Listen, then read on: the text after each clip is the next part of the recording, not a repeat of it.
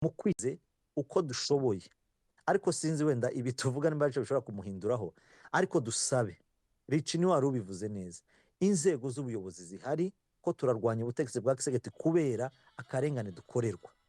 Inzego zacu rero za AFC ziri hariya nizifata iya mbere zitangire ziturenganure ubu nyine, tidukene ngo zaturanganire iki ubu nyine, zitangire ubu nyine ziturenganure, ziduhe ubutabera bukwiriye, twe kurengana dutukwa, abayobozi bacu bandagazwa, nko kuvuga ngo afande, kuraje kuvuga ngo afande ngo arakoropka. Afande uhagaze mu marembo umaze imyaka 8 arwanira abantu, ariko hanyuma bakamureka uyu munsi akaza akirirwa Igoma, ejo akongera akahirirwa, akambuka imipaka uko ashaka, bazi neza. Ntabwo byumvikana. Komeza. afite kwidegemza kudasanzwe. Niyo mpamvu ubona avuga biriya nyine, afite kwidegemza kudasanzwe. Urabona ibintu yakoreye Bonfils Gapangwa, kandi Bonfils Gapangwa karakorera icama, muri mu kubona amavideo yiwe umunsi nijoro. None umuntu akibaza, ese umuntu ukorera icama ashobora guhura n'andi macumu ari inyuma y'umuntu utafite icyo avuze, y'umuntu utaje Igoma batoburara cyangwa ngo babure umutekano? Kubera iki bigomba kumera gutya? Ariko tugasaba ubuyobozi bwacu bwaba ubuyobozi bwa MRDP, shimira gakondo ku gikorwa yakoze, ariko MRDP nitera intambwe ikemure kino kibazo. Mahoro nimba bayataka ifite ubuyobozi, nitera intambwe ikemure kino kibazo, kuko yego twararenganijwe kenshi kera na leta yacu, none ibintu bimwe biri mu kuza tugasa naho twabyemeye yuko tugomba nyine kurengana nkaho bitubereye. Ariko nibura kino gihe Imana idutije, ubuyobozi bwiza bwa AFC Imana idutije bukorera mu muco kandi bwanza akarengane, nihera ubu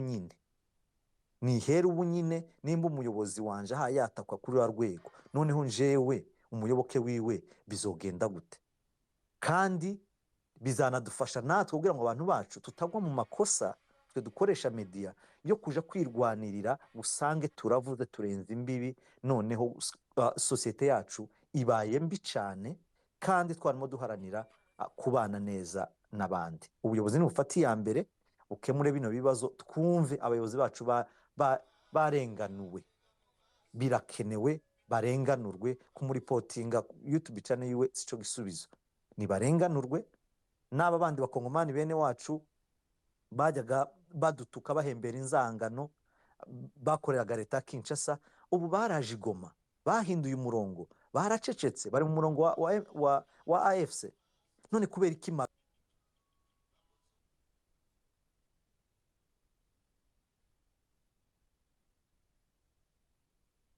umuntu baramuretse aridegembye igitondo n'ikigoroba ari Igoma?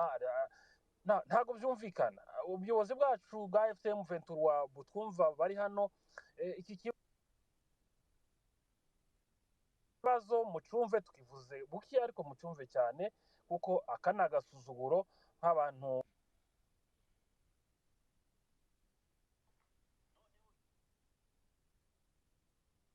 babarizwa muri MRDP. Twirwaneho, tudashobora kwihanganira na gato. Afatwe, abazwe ibyo avuga, nibiba ngombwa abihanirwe.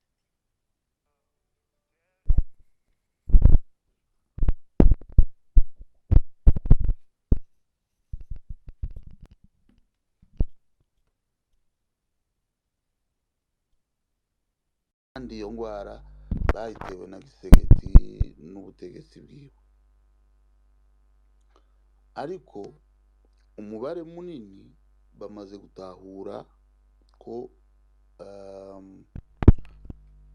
ari udukino Tshisekedi yabakina mu mutwe kugira ngo ntibabone uburyo ayoboye, ko kuyobora kwa munaniye, uburyo ari kwiba igihugu, uburyo ari kwica abanyekongo mu buryo bwinshi butandukanye, abatamika cyangwa abashira imbere u Rwanda,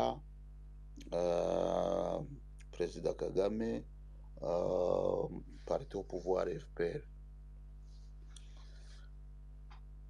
Abantu aho kureba ibihari mu gihugu cyabo, ibihakorerwa, ibigenda neza n'ibitagenda neza, ibo gusa babona ikibaye cose u Rwanda. Nka kuriya bakinwa itimu iratsinzwe yabo Kinshasa ikina na Senegal, ngo ni u Rwanda, ngo urabona umusifuzi ngo ni murumuna wa Gasita, ni runaka bla bla bla. Ivyo nivyo abantu bamwe bari nk'uwo Irutingabo bafite mu mitwe yabo bagwaye, kandi ingwara igoye kuzokira. Ariko ndashimira abanyakongo bamwe bo muri West barimo ba Nejame Trahir le Congo, vraiment ba Pukas n'abandi bamaze gusobanukirwa, bamaze kubona agakino Tshisekedi yabakinye. twirwana babinza bamaze kubona agakino Tshisekedi yabakinye ko ari ibintu by'imikino ntaho bihuriye n'u Rwanda. Bakwiriye kureba ibibazo biri mu gihugu, ikintu cyose kibaye mu gihugu bagishira ku Rwanda. Abantu bari muri iyo distraction bakwiriye kuva muri ibyo. Hari impamvu zirenga 1000 zatumye abantu bahaguruka bafata intwaro kugira ngo bibohore. Byatumye abantu bahaguruka kugira ngo birwaneho. Byatumye abantu bava imihingo yose y'isi barejoindre AFC M23. Hari impamvu ibihumbi, ariko abadashaka kubibona n'abadashaka kumva, kandi bafite amatwi yo kumva, bafite n'amaso yo kubona, bahora gusa babona muri bo no kumva u Rwanda, u Rwanda, u Rwanda. Chers amis, abantu bakwiriye gukura mu bitekerezo, bagakura mu bwenge, bagakura mu bintu byose. Nimumuke murebe, nimumuke murebe. Kongo ni igihugu gifite ibibazo miliyoni byotuma abantu batakagombye kuba bagejeje muri iki gihe batarakuraho Tshisekedi. Muri iki kinyejana nico gihugu abana bakiciga munsi y'ibiti. Nabonye umuntu wanditse kuri Twitter Kongo yasinye na Barcelona iheza miliyoni 40 z'amayero. Sinzi indi kontra yasinye ya miliyoni 40. None kirasinya kontra n'Ubushinwa, Ubuyapani bubahaye inkunga yo kugwanya malnutrition ya miliyoni 2. ntabwo ari ugusinya kontra, basabye imfashanyo imfashanyo aid, kubaheza imfashanyo ya aid humanitarian. Ugatekereza ufashe miliyoni 40 ugemuriye Barcelona. Espoir dusobanuriye uburyo visa zo kuza muri Kongo zihenze zigoye. Izo miliyoni 40 kurazishenga kuki? Baze muri Kongo baje kureba iki? Bagende niki? Bace abantu bogatekereje kuri ibyo ngo ico gice bazogifata bagishongere. Birababaje. Mukomeze abandi.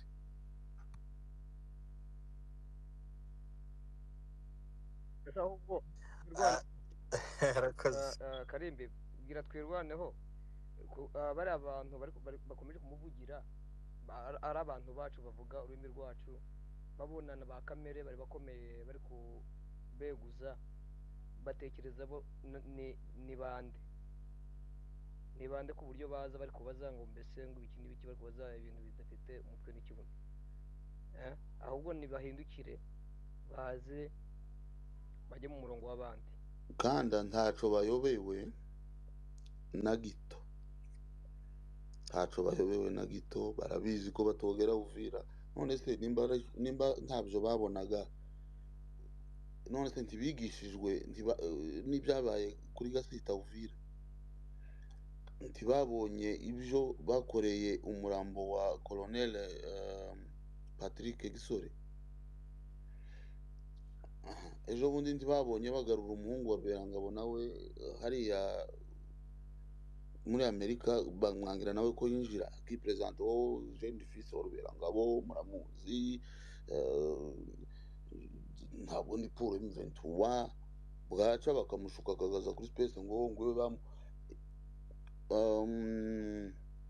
activiste yatubwiye ubuhamya ko bose babahagaruriye bakajana muri restaurant tipe wenyine akavuga ati vrema ibi bintu noneho birakabije ibintu badukoreye ntabwo byumvikana ariko kwa kudashaka kumva no kubona uwitwa Patrice Mboyi abamuhostinze ngwiwe gucatumye bamugarura ngo nuko ngo yasuhuje ngo Douglas gucatumye buke yumva bidafite ishingiro agiye ahandi aravuze ngo gucatumye bamugarura ngo yari yakereje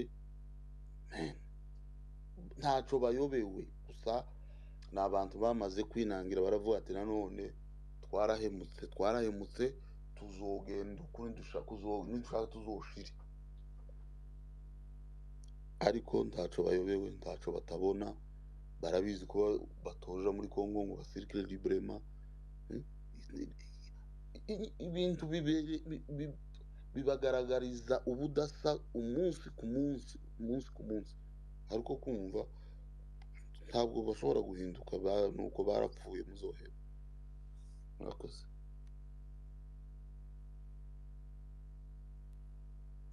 arakoze cyane twirwaneho mbere yuko twakira Espoir hari umuntu witwa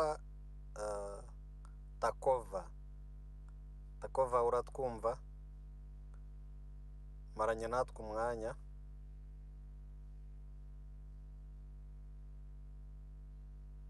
Takova na mwebwe muranyumva turakumva bandimwe okay God is good ni utaravuga hanyuma kanda yari yambwiye mu gikari ngo tugane ku musozo yego murakoze ngewe intervention nashaka gutanga kuri iyi topic mwari mufite numvise abantu benshi bagarutse ku kintu cya balkanisation ariko icyo ngewe intervention nashaka gutanga nuko muri gahunda za AFCM 23 kwirwaneho nta balkanisation bafite ahubwo biriya barimo ku kwestora by'imiyoborere myiza ni ukugira ngo habeho étude comparative mu bindi bice batarabohora birimo akavuyo n'akajagari biriya byose mubona baze kwigira ku ruhande AFC M23 ikontrol mu buryo kuzajyayo bazajyeyo abaturage bifuza nabo kuba libere bifuza amahoro nk'ari muri est sinzirimo muri kumva iyo strategy no kuvuga ngo ibyo bari gukora hariya biba byiza bigaragarira buri wese ibindi bice bitarabohozwa birimo akajagari bizoroha kubibohora kuko nabo bazaba bifuza iyo mpindura amatwara nge nkumva rero ibyo barimo gukora ni ibintu bitanga isomo bigaragarira buri wese ntabwo ari muri cadre yo kuvuga ngo baracamo igihugu ya barashaka ngo buri mukongomani wese yishyire yizane abone uburenganzira nk'undi uwo ari we wese kandi iterambere rigere kuri buri wese rero abari kuzana ide ya balkanisation ntabwo ari byo wenda byaturuka muri Kisekedi kubera ko kajagari kubera ko ni nabyo aba yereka amahanga avuga ati aba bantu batuvamiye barashaka kudutwara igice cy'igihugu muhaguruke ntituzemera ko na santimetero igenda urumva mu mitwe y'abakongomani icyo kintu bakagenda bakibashiramo bakumva ko ni abantu baje gucamo igihugu ariko ntabwo ariyo ntego niyo nge intervention nari mfite kuri Arabs for killing our sons, but it will be harder for us to forgive them for having forced us to kill their sons. Peace aho hantu hanyuma peace will come when the Arabs ntabwo ndi kuvuga iby'Abarabu ariko the quote peace will come when the Arabs will love their children more than they hate us. Aho hantu hanyuma avuga ukuntu like kugira ngo amahoro aze niko ari kuvuga uyu Golda Meir ati kugira ngo amahoro aze nuko abarabu bazakunda abana babo kurusha uko batwanga meaning nongera again ntago ndi kuvuga ibya Israeli cyangwa Palestine abo urwango bafitiye kuko twirwana urwango bafitiye u Rwanda uri kumva rurenze niba if you understand what I mean rurenze uko bagomba kurengera gutabara ababo kuko tellement they hate Rwanda tellement they hate mu kanwa kabo exactement niyo mpamvu nazamutse kuko niko twirwa ntayavugaga kandi koko baba bafite ikintu all the time in common niyo mpamvu bavuga I always say Akagara égale Wazalendo égale truc.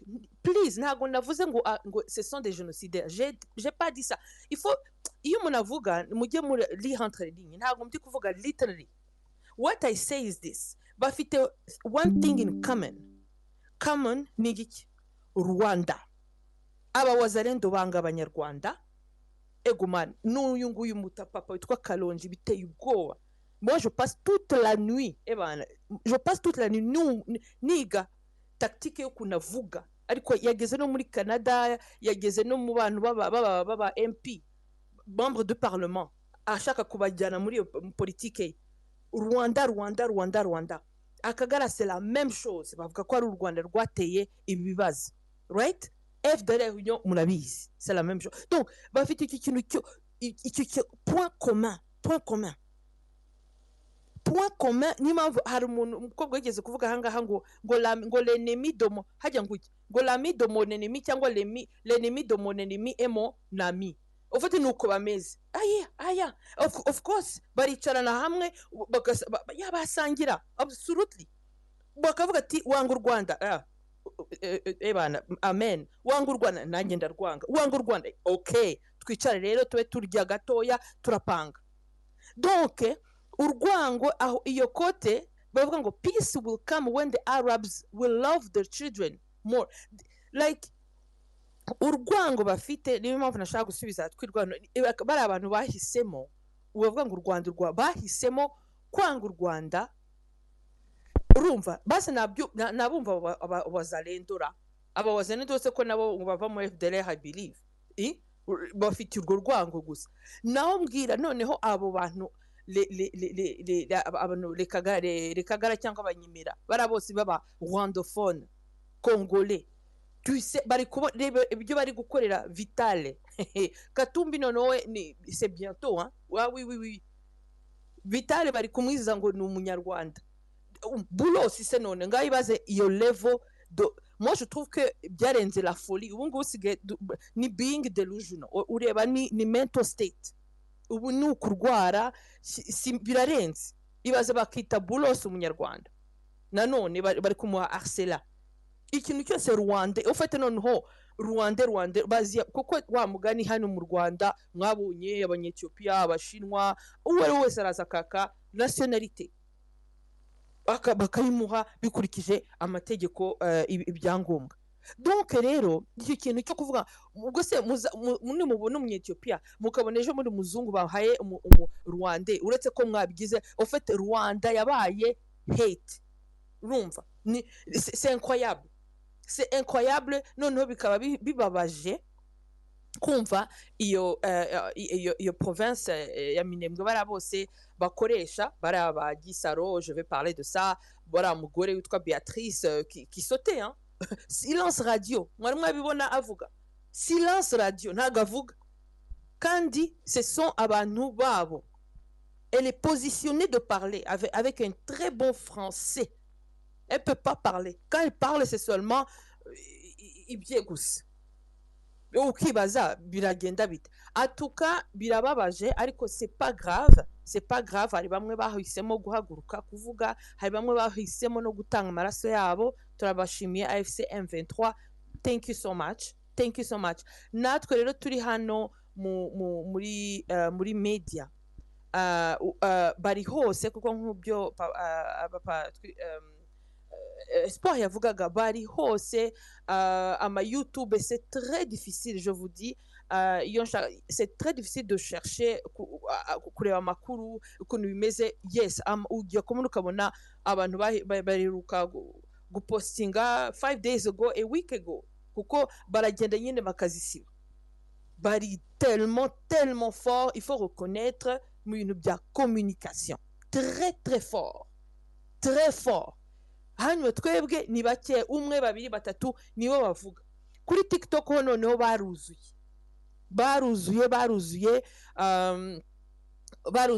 Ibyo twakora rero ni iki? Moi ce que je peux proposer, YouTube c'était facile, bayikontorora cyane. Twitter nabonye ariyo better. Twitter ntago bayifunga, ntago bayifunga. Mukiga ukuntu mugafata telefone mushaka gupartage ikintu mukifilima ubwanyu and then mukayaploadinga kuri Twitter instead. Na YouTube mwayikora, ariko YouTube nta control mwa muyifite, absolutely not, nta control. Niyo mpamvu la plupart des choses moi quand je vais dire mbishyira kuri platform yanjye ni Twitter, kuko mbafite control yabyo. Nibyo ndeba ndabirecordinga, like niba mureba kuri handle yanjye ndi live kuri video, ibintu byose mbona bya hate speech ndarecording, ariko mbikora kuri indi software yindi. So ce qui fait dire que anytime biriya bizarangira tuzabarega. Biriya bari gukora uriya umugabo we wagira ngo ni Airtel Muneza, uyu Karongi, noneho chancel we ni hatari. Bo bari gukora nyine barukuruta abantu babeshya kandi bashaka neza, wagira ngo fete ni muri 94 ndi kubera nkagira ubwoba nkavuga c'est pas possible. Noneho akavuga ngo ni imbunda, ariko uriya ce type il est carrément fou, hein. Akavuga ngo azagenda ngo akubita urushyi, biba byose ari kuvugana akarsela abantu b'abanyamerika, akarsela Bulos ngo muhaguruke, bira it's against the law, incitation ya cyberbullying. Urumva ibyo byose, ariko I recorded that in case kuko ashobora kubivanaho ngo ntabyo yavuze. I recorded that.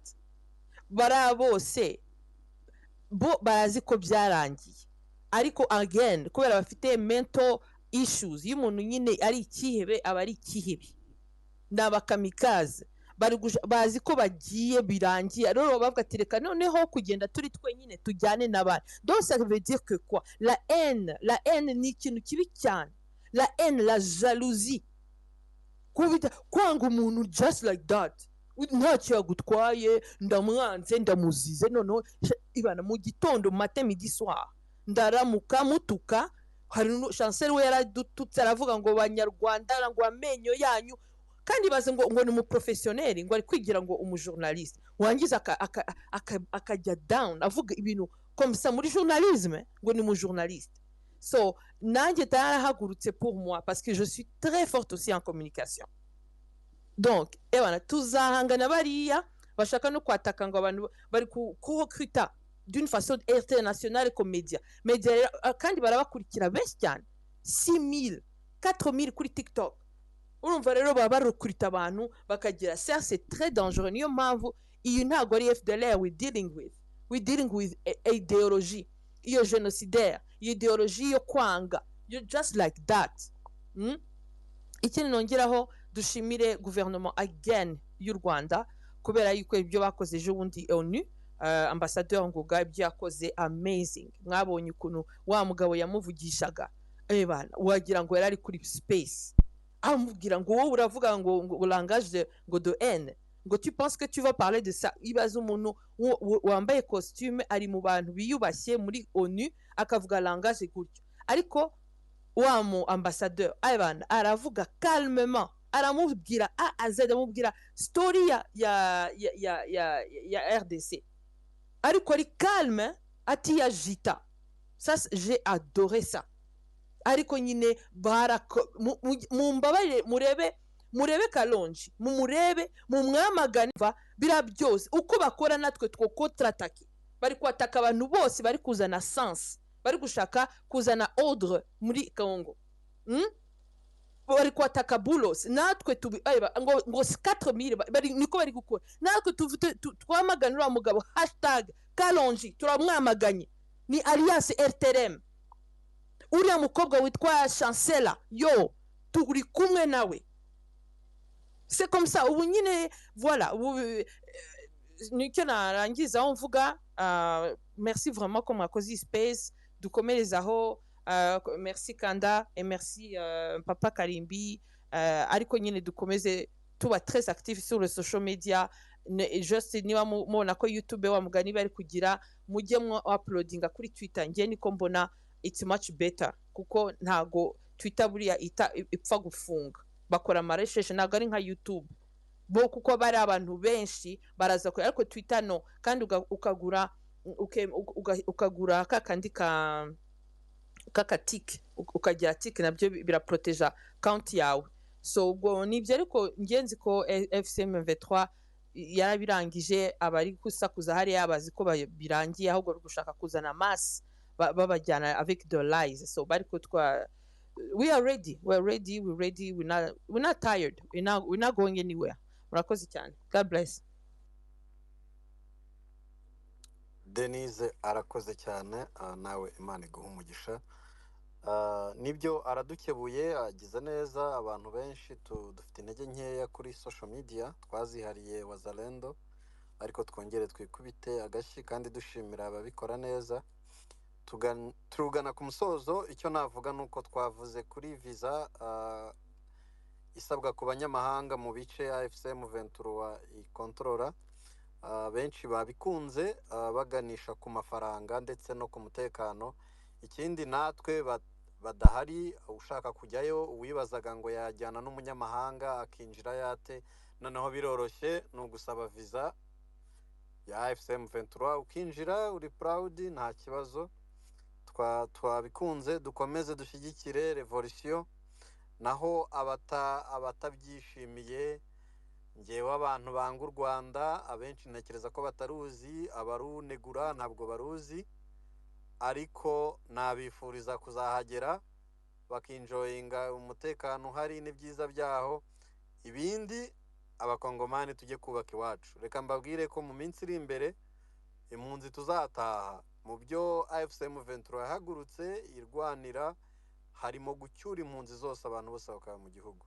So tuzataha rero. Abavuga ko tutavuga iringara, abana bazataha bavuga ibidage, bavuga ibihorandi, bavuga ibyongereza.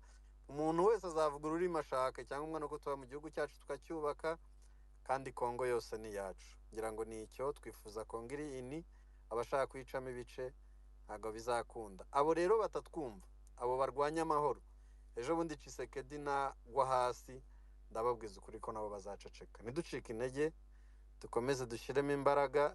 L'union fait la force. U Rwanda rwo ntacyo tuzaruha gisimbura ibyo badukorera. Nibo bantu bashaka guhagarara muri UN bakavuga akaga kacu. Uretse n'ibyo, abenshi baratwonyeje imyaka 30 irashirana, n'ubu turacyonka u Rwanda. So ni Imana yahaye akarere ngo urushye unaniwe wabuze uko agira wese ahungire habeho.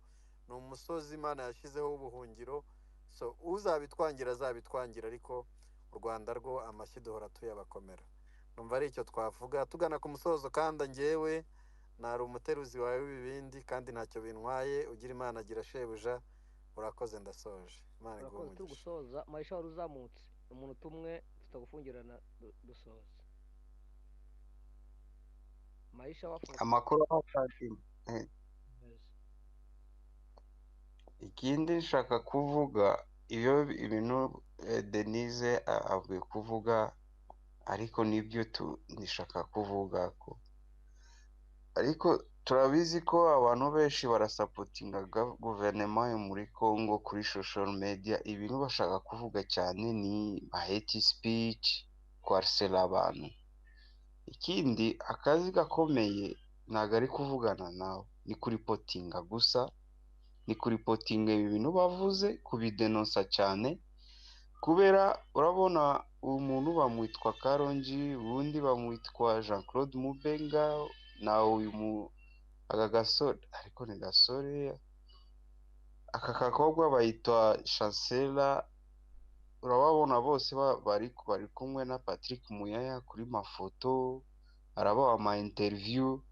Ni kuvuga ko iyo rezo iri organize cyane, ni rezo ya guverinoma yo muri Congo.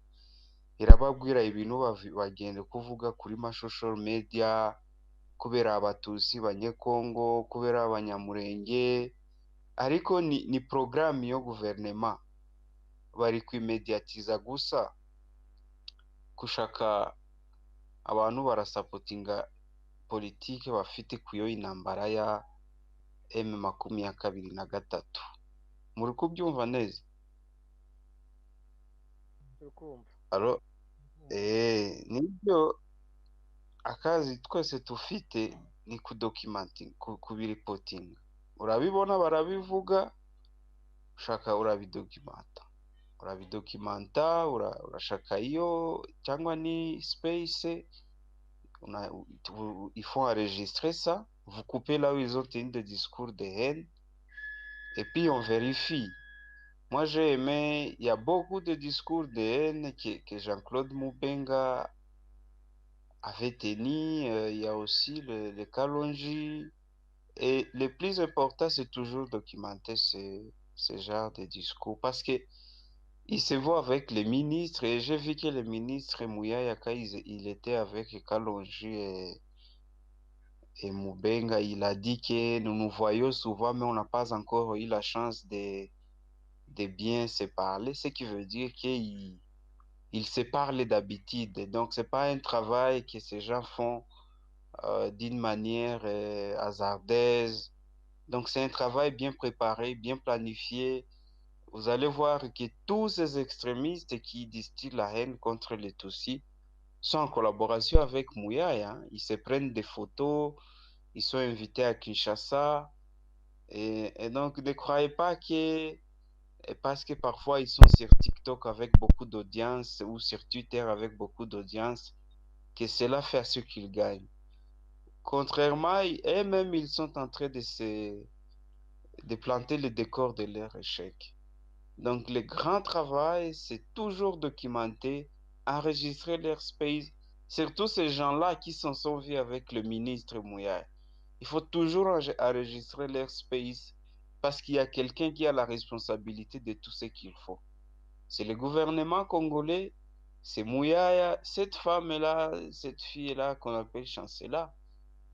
Elle avait appelé, en tout cas, à tuer tous les militaires Tutsis au sein de FARDC. Sa vidéo existe. Mais imaginez-vous que Mouyaya a donné une interview, prenant des selfies, au point de l'encourager. C'est bien, il faut toujours documenter ça. Prendre leurs vidéos, enregistrer ça, et nous avons le rôle de dénoncer ce genre de discours et dans les cas d'espèce, les faire arriver dans les endroits où les bonnes décisions doivent être prises sur cette crise d'IMV. Ne croyez pas qu'ils vont gagner. Ne détrompez-vous. Au contraire, ils sont en train de jouer un jeu, ils sont en train de jouer contre eux-mêmes, sans le savoir. Ils sont en train de jouer. Donc, on est dans un système où on croit que la haine va gagner. On va propulser la haine contre les Tutsis. Et là, on va gagner une popularité. On va bien soutenir les Ouazalendo. Non. Ils sont en train, je vous dis, de construire un mur qui va tomber contre eux-mêmes. Ça, je vous l'ai dit. La grande responsabilité, surtout ces gens-là que nous avons déjà identifiés avec le ministre Mouyaya. S'ils tiennent des discours de haine, prenez directement ça. On dénonce ça et on met la photo du ministre parce que le ministre, le fait de leur donner des interviews, cherchait à donner l'audience à leur travail médiatique. Ce n'est pas pour rien que le ministre va donner une interview à Kalonji, à Jean-Claude Moubenga, à Chancela Tchala Balandi, ou à organiser un space avec Anaï Luzamayo, Luyazamo, ou même en participant à des conférences qui sont organisées par CPJ. C'est une façon de dire, nous voulons donner l'audience écho au travail que vous faites. C'est ça la politique des Mouyens. Il utilise son influence pour booster. C'est le boostage médiatique du travail des extrémistes. Quand un président de la République reçoit les personnages comme Gilles Moulumba, comme Justin Bitakwira, c'est pour bien donner l'écho à leur discours, à leur travail de propagande. Et nous, le grand travail, comme nous avons déjà des preuves irréfutables que ces gens ont des photos avec le ministre Mouyaya, chaque fois qu'ils organisent des spaces, chaque fois qu'ils organisent des espaces sur TikTok, nous, Écoutons tout ce qu'ils vont dire. Prenons les discours qui sont plus hostiles contre les Tutsis. Et évidemment, on va dire, voici les gens qui ont fait des interviews avec les Mouyaya, ce qu'ils continuent à faire. Ne croyez qu'ils aient même 100 millions de gens dans leur space. C'est pas mauvais. On sait qu'ils vont continuer à tenir des discours. De notre responsabilité, documentons ces discours. Nous avons déjà une personne bien identifiée qui va répondre un jour devant la justice. C'est Mouyaya. C'est le président de la République. Parce que Mouyaya a fait ça des rencontres avec ces gens. C'est la politique du gouvernement, c'est la politique du système. Parce que même le président de la République appuie leur discours d'une manière ou d'une autre. Quand un président de la République parle il y a une politique de dépeuplement des gens du Kivu pour les remplacer avec les Rwandais. Vous croyez qu'il parle de quel Rwandais? Il parle de ces réfugiés aussi congolais qui demandent chaque jour de vouloir rentrer chez eux au Kivu. Et quand ils veulent rentrer chez eux au Kivu, le président de la République dit non, non, non, ce sont des Rwandais que Kigali va implanter au Kivu. Et quand un tel discours est tenu par un président de la République, quel est le message qu'il lance à tous les gens qui soutiennent son pouvoir? C'est leur dire attention, il faut mobiliser les Congolais contre ces réfugiés.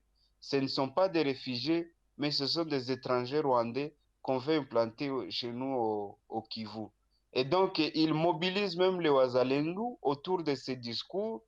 Et à chaque fois que les Ouazalendou tombent sur un sujet, sur un compatriote Tutsi congolais ou Munyamulenge, vous voyez comment ils les maltraitent.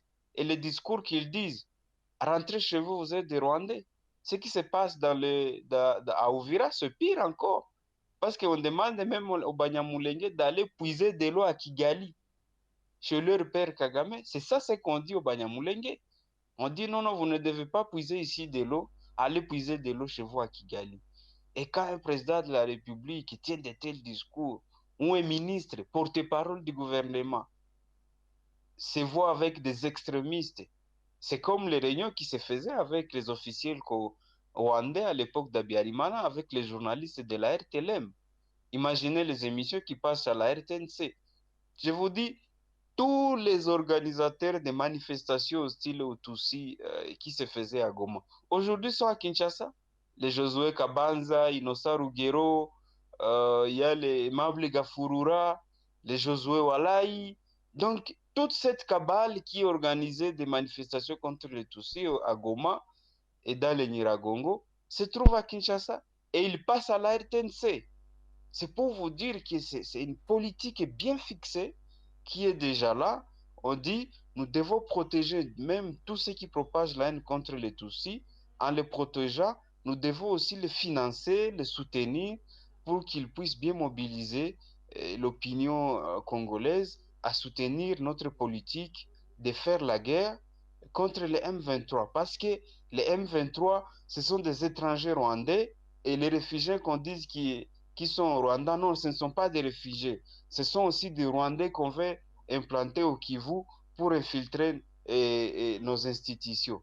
C'est ça aujourd'hui le discours du gouvernement. Et nous devons toujours documenter ce que ces gens disent. Parce que nous avons aussi la responsabilité de dénoncer. Chacun doit faire ça là où il est.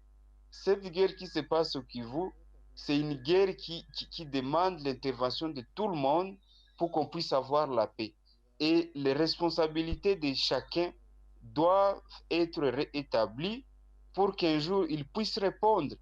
On ne peut pas soutenir un gouvernement qui encourage, qui finance, qui soutient un discours hostile à une communauté, croyant que si on arrive à finir avec cette communauté, on va résoudre tous les problèmes du Congo.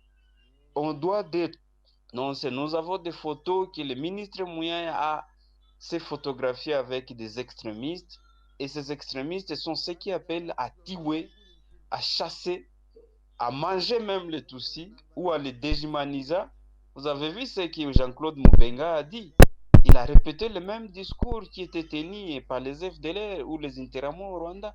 Il a dit que non, ces gens sont des cafards et nous encourageons les Ouazalendou partout où ils vont les voir de les tirer. est-ce que le ministre Mouya n'était pas au courant de tel discours?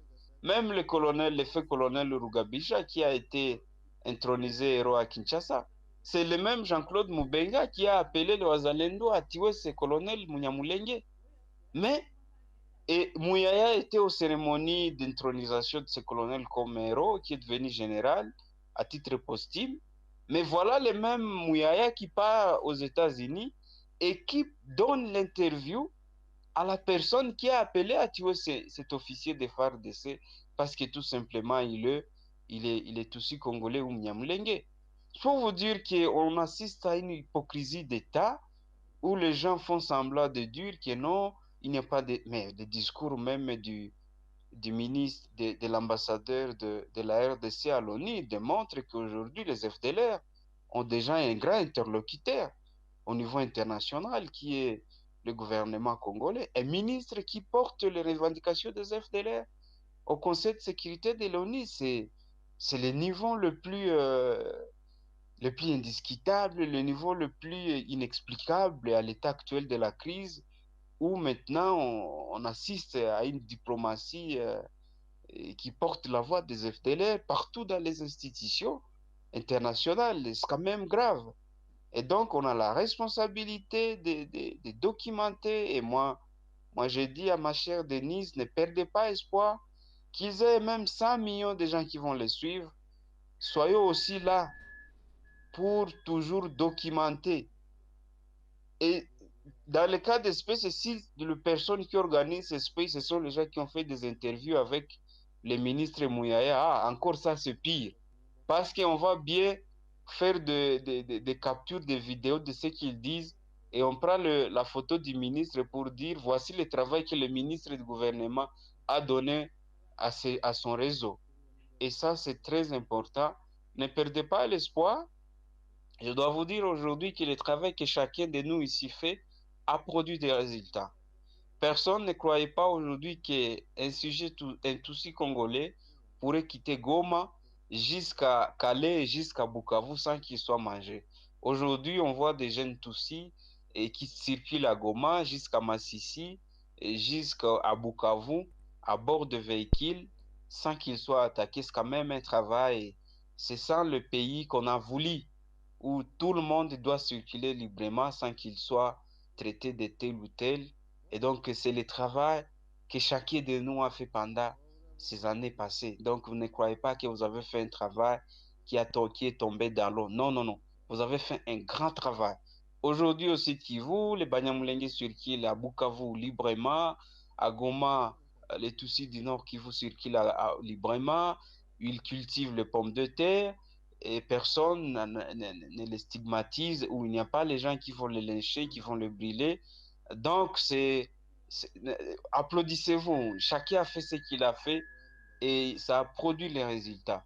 Et si nous voulons que cet acquis puisse être consolidé, nous devons toujours continuer à dénoncer, à documenter tout ce qui est fait de la haine, parce que nous savons déjà les responsables qui sont derrière cette haine, les responsables qui sont derrière les violences au Congo à travers leurs discours, et ça aidera dans les cas d'espèce, partout où les bonnes décisions se prennent, à montrer que, attention, au Congo, il y a ça et ça.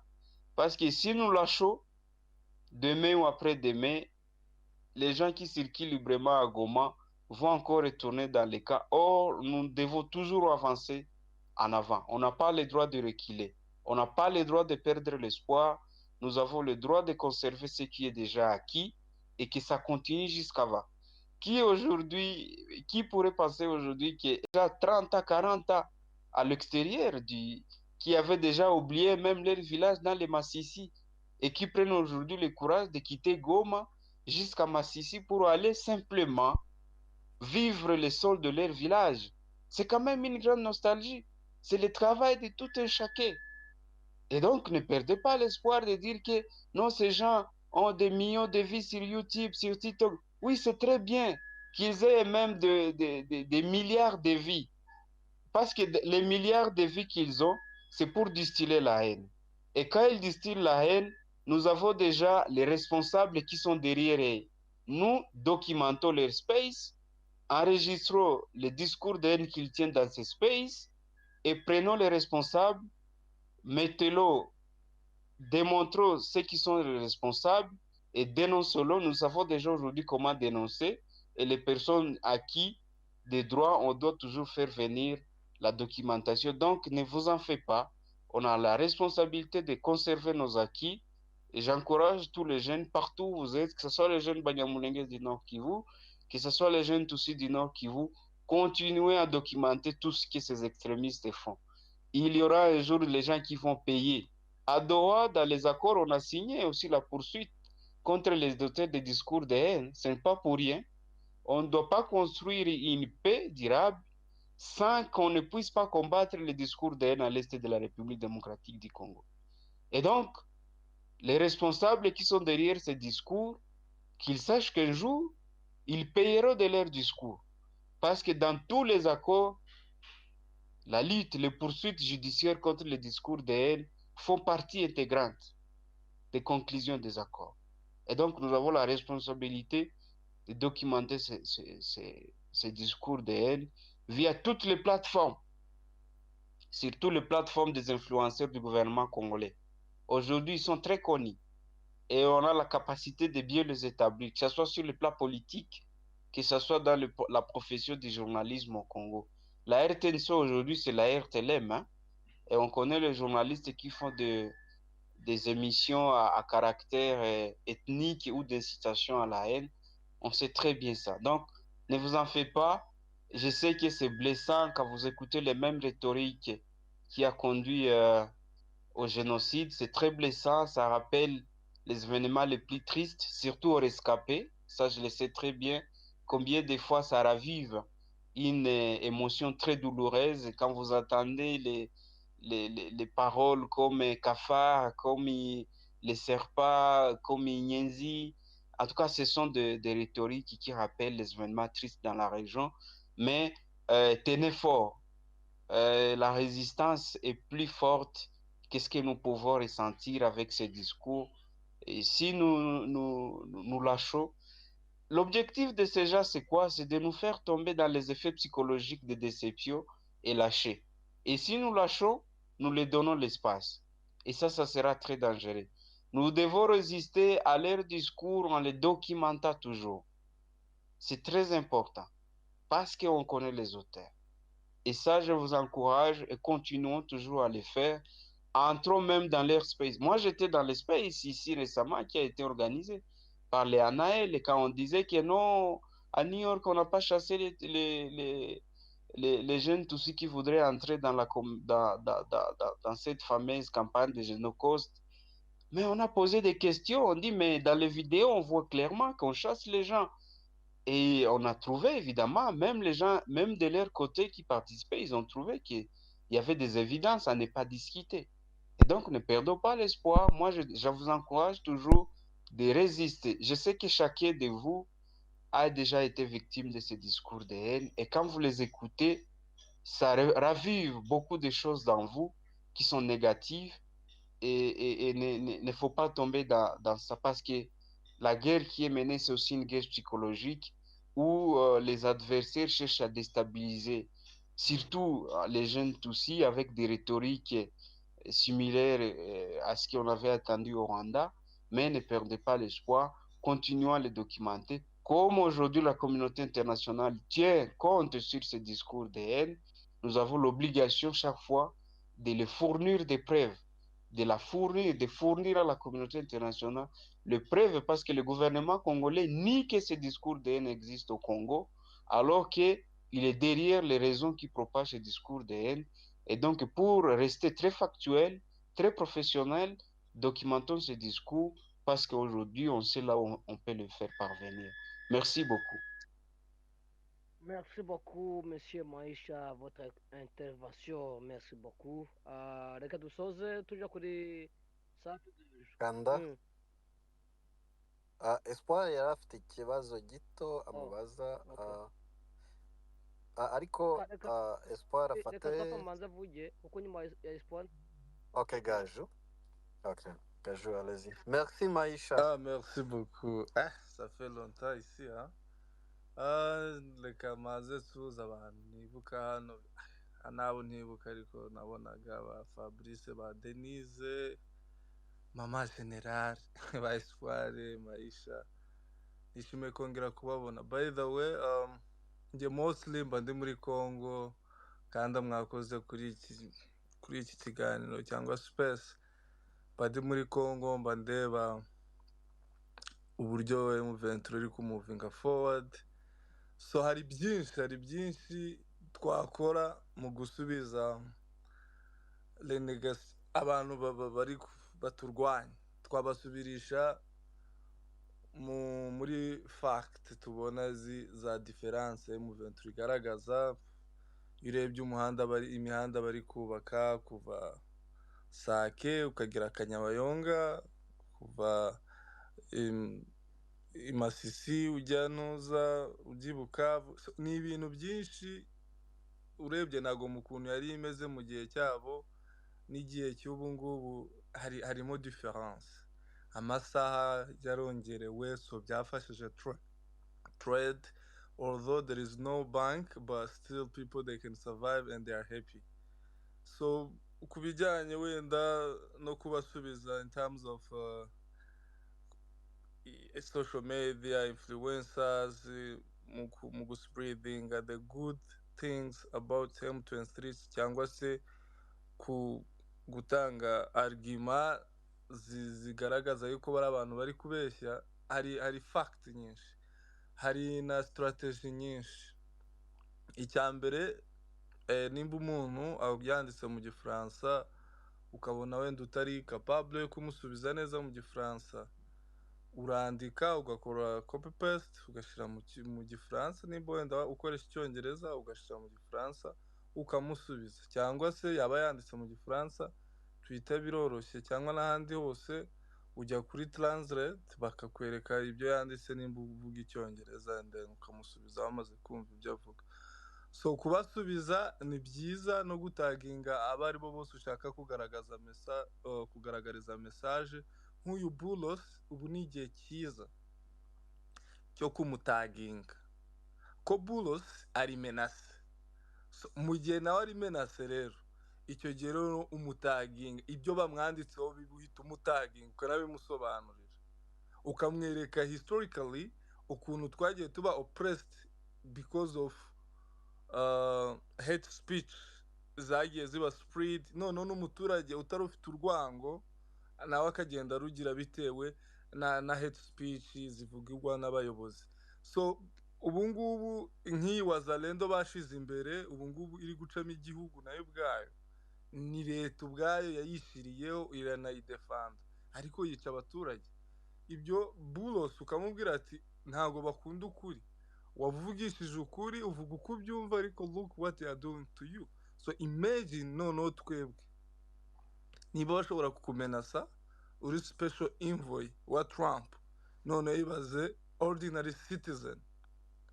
wo muri Congo so hari target nyinshi twagomba gutaginga tukagaragaza message ariko noneho ubu ngubu icy'ingenzi cyane ni fact nimba ugeze muri Congo post nimba ugeze ahantu ukabona hasa neza ukabona ibikorwa remezo ibintu bisa neza ukabona abantu bameze neza do small video ask people how do you feel what is going on what's the difference between M23 and the previous government show me tell me ni ikihe kintu ubona cy'itandukaniro abaturage bakakubwira wakumva ibintu bavuze ari ibintu wapostinga and then ukabipostinga information uri kuri tele niba wasuye ntusure nk'umuntu utari ku rugamba sura nk'umuntu uri ku rugamba uvuga ati nasuye just to spread the positive information about M23 ntabwo ndi bufate umwanya muremure I thank you so much for organizing the space I thank you so much for raising up the issue we are facing and the strategy how we can manage to fight them back we are ready umuntu utari ku rugamba rw'amasasu media nayo it's very important nubwo bwose hano abantu babigira funny ngo ni abasirikare bo kuri space ngo bo kuri media. Niba leta ishobora gufata amafaranga, ishobora muri bije ya leta hagomba kubaho bije ya social media influencers, kandi ntabwo ari muri Afurika gusa, byatangiriye mu Burayi. Social media cyangwa se no muri Amerika, social media ni ikintu gikomeye cyane. So ntabwo ari ikintu ushobora kunegrija ngo umwe ngo ntabwo ari ku rugamba ngo songa ibintu murimo, it doesn't make sense. Nimba muri UN Security Council muri fact batanga bakuraho izo kuri social media, bakavuga ati social media bimeze gutya, Muhindo Nzangi yavugiye ibi ngibi hano, avuga Wazalendo ngwiza n'imipanga, ibyo bikaba document muri UN Security Council. Social media ntabwo ari ikintu cyo gutererana ngo uvuge ngo no, ibi bintu ni ibisanzwe. Social media, it can bring a very big impact to the revolution and to the society, kuko social media ni abantu benshi ntabwo bagisoma amajournal. You can see umuntu nimba if you traveling, haba mu ndege wicaye, umuntu usanga abantu benshi bari kuri social media. Nta muntu ukigenda ngo ubona ari gusoma za CNN. Yes, barazisoma, ariko social media aba influencers nibo nk'uyu munyamakuru, aba bano banyamakuru bo kuri Twitter b'Abanyamerika bose nibo usanga bakurikirwa cyane kurusha bino binyamakuru bikomeye. So iki nicyo gihe rero cyo kuvuga ngo mfite ikintu cyo gusharinga, gishireho tubibone n'abandi babibone. N'aba bose ubona ashobora kutabilikinga ariko yabibonye. Bulos y'umutaginze ashobora kutagusubiza of course, ariko arabibona, munsi arabibona. Ntabwo yamara umunsi wose atageze kuri Twitter.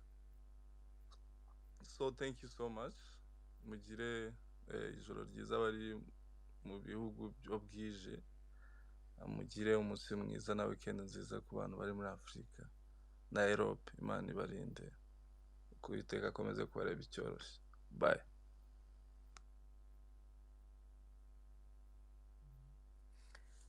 Gaje arakoze cyane, avuze ibintu byiza, aduhaye umukoro, aduhaye impamba, kandi aratubwiye ngo twese we should say that we are ready. Ntabwo turi ku rugamba ruri physical, ariko ikintu cyose ufite, igihugu ni icyacu twese, umusaruro ni uwacu twese, ariko bizaba byiza ko buri wese azajya avuga ngo hari akantu gato nakoze kugira ngo abantu babeho, abantu bagira amahoro. Tugana ku musozo, Espoir, vous avez une question pour Maïcha, mais essayez d'être bref. Espoir, est-ce que vous êtes là? Espoir yagiye. Mwakoze cyane, ngewe ndagira mbashimire, kandi abantu bose turi kumwe twabashimiye ko babanye natwe. Singira ubashimire ni Kanda, ariko ku ruhande rwanjye ndabashimiye cyane. Aho turi twebwe bugiye gucya, abari aho bwije, abari aho bwakeye, mwese Imana ibahe imigisha. Nababwira ngo mwese murakagira igihugu, ufite igihugu abafite byose, nyuma y'igihugu ngira ngo haza Imana. Murakoze kandi ni karibu. Urakoze Karimbi, n'abavuze bose bakoze, n'abatavuze bategereye hano. Ni byiza umwanya wanyu kuba mwafashe mukaza tukaganira, tugatarama, tukuganira ku bibazo bya hariya iwacu. Reka mbashimire. Espoir yavuze ko ari bubaze, ariko nawe ashobora kuba wenda yabaye busy. Ndamubona hari, ariko ntabwo ari kubaza Maisha ngo mbere yuko tugenda abaze. Ndabashimiye mwese. Space nakagaruka nkuko bivugwa, ntabwo birangiriye aha ngaha. Tuzakomeza tugenda tuganira mpaka n'ahandi, za Uvira bahafashwe, Gisangani, n'ahandi. Ba Denise mukomeze murwane ishaka, mugaragaza ibibazo uko biri. Ba Maisha nkuko Denise akora live, n'abandi babigerageza babikore kugira ngo bari bakongomane babesha bajye bagaragara. Murakoze.